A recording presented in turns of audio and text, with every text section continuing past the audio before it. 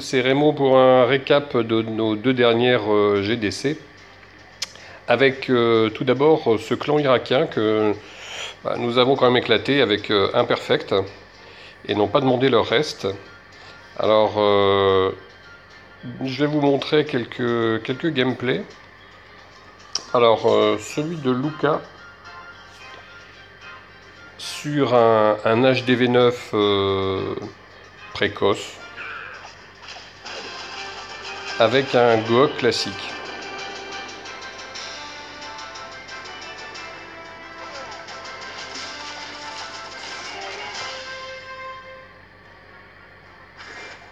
Alors l'ami Luka qui va pas faire de la facilité puisque il va attirer à l'autre bout du village le CDG après l'avoir déclenché. Bon, il déclenche les deux grosses bombes, ce qui est déjà une bonne chose, mais oublie les sorts de poison, ce qui permet au dragon de laminer son golem. Mais comme les choses sont bien faites, c'est le golem niveau 2 qui va surtout morfler. Quant au golem niveau 5, il va bien rester en vie. Et vous allez voir en fait, les grosses bombes sont déclenchées. Le golem est rentré, va attirer les Archix sur lui.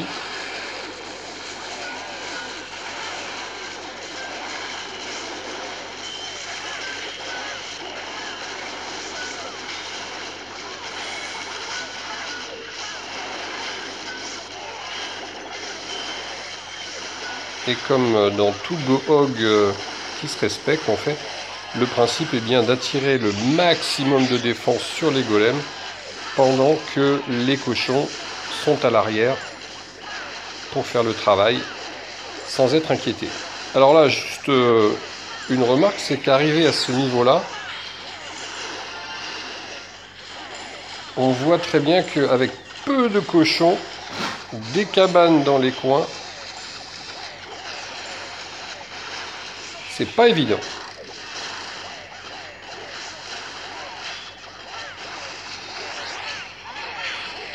Et le roi qui va se prendre la reine limite. Et l'ami Luka qui termine ça haut la main. Un gros GG Luka.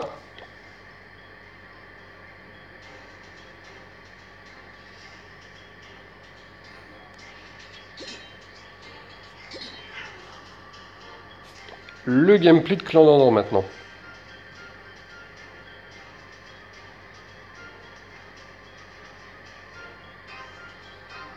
Qui va aussi nous faire un golem sorcier cochon. Et qui préfère déclencher le château de clan au lieu de le traiter dans la foulée, ce qui est parfois bien mieux. Alors c'est pas toujours évident de pouvoir le traiter, puisque vous voyez le décalage qu'il y a entre les archers et le dragon. Et là, il faut pouvoir faire attendre. Alors là, Clan Dandan essaye une tactique bien à lui, c'est-à-dire qu'il déclenche le sort de poison assez loin. Il réattire le dragon, mais utilise des sorciers pour ça. Alors qu'en fait, un petit conseil là-dessus, il vaut mieux utiliser des barbares ou des petites troupes. Mais maintenant que le golem est envoyé, le dragon est derrière et c'est réglé. Par contre, le voilà avec beaucoup moins de sorciers pour compléter le village.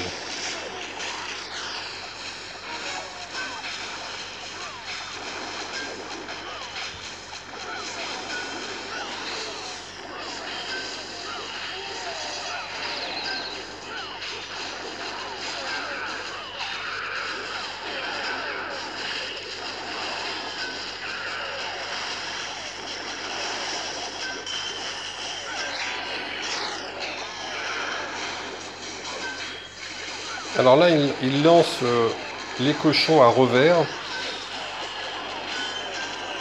sur la droite et ils n'ont pas fait long feu.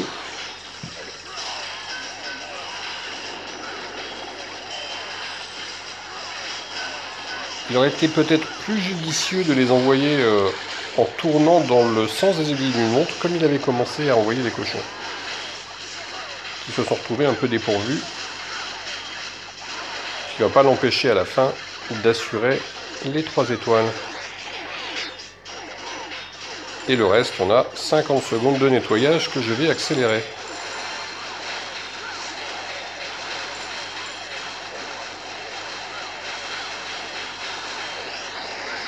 Un GG Clandandant.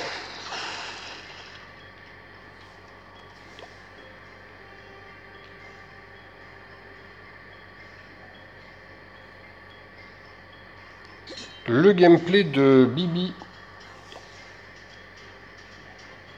sur un HDV9.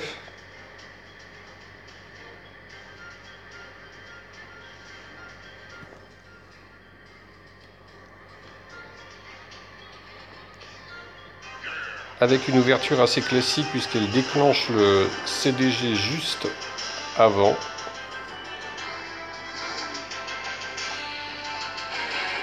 Pour pouvoir la tirer dans le nord où le kill squad va démarrer son travail.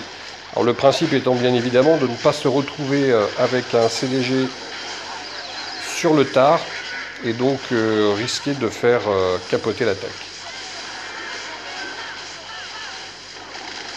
Donc là, simplement les sapeurs qui traînent un peu, qui laissent le temps au CDG de faire mal. Le petit poison sur l'arène qui est quand même assez bienvenu. L'arène va pas durer longtemps.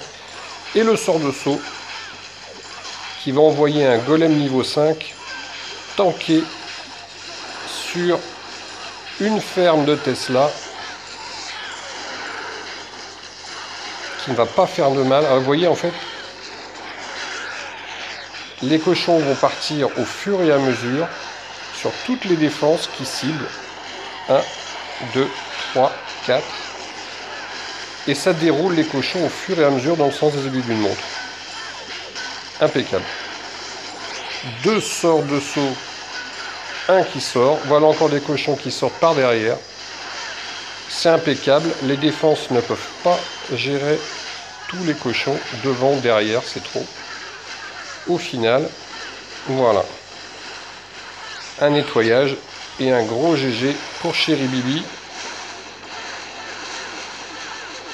Notre bagnard à Libertalia.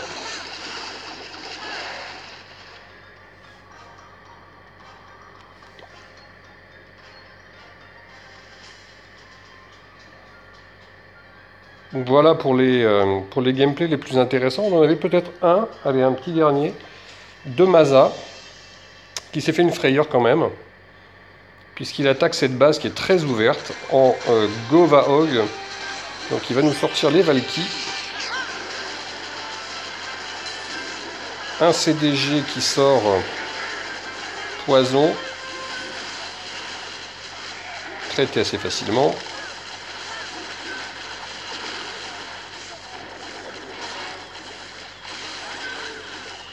Et voilà, quelques Valkyries, CDG et autres. Et là, en fait, aucun sort de soin sur les Valkyries, alors que c'est plutôt recommandé.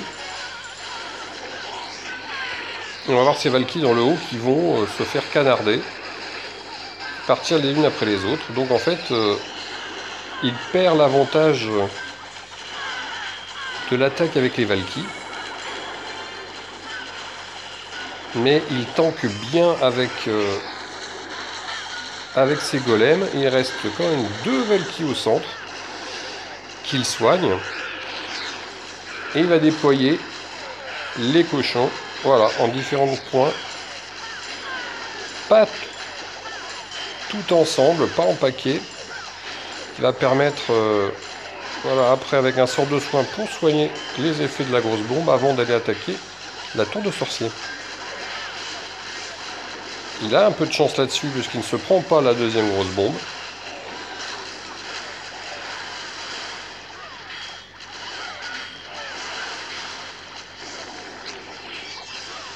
Sans sort de soin. Il va finir juste le canon.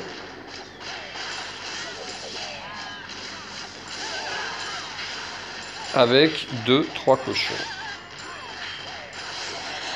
Et après, on est en phase de nettoyage.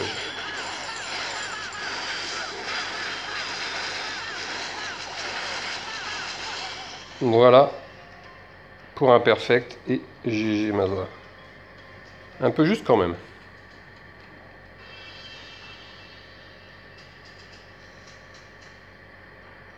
Voilà pour cette GDC qui ne marquera pas les esprits, puisque nous avions affaire en fait à des HDV9 au design pas vraiment terrible. Et puis effectivement, avec Co et un HDV 9.5, il est beaucoup plus simple d'attaquer des HDV9 non maxés avec des héros encore faiblards. Je vous le mets quand même pour le sport, mais c'est effectivement 240 places avec un sort supplémentaire. Valky max, Cochon max, Golem max, bref, tout est max chez lui.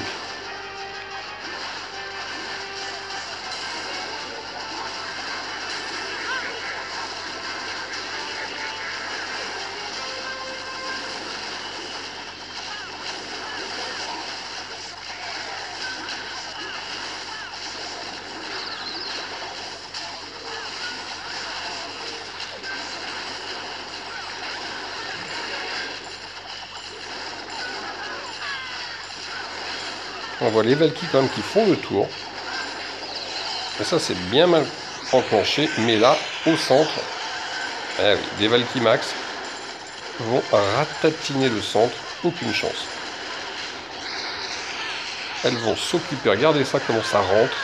Les défenses c'est comme s'il n'y en avait pas. Ces Valky 5 ragées, elles rentrent dans tout.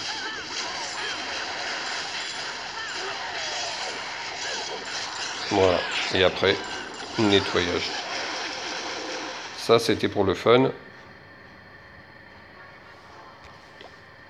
Et voilà, un peu facile, mais ça fait toujours plaisir.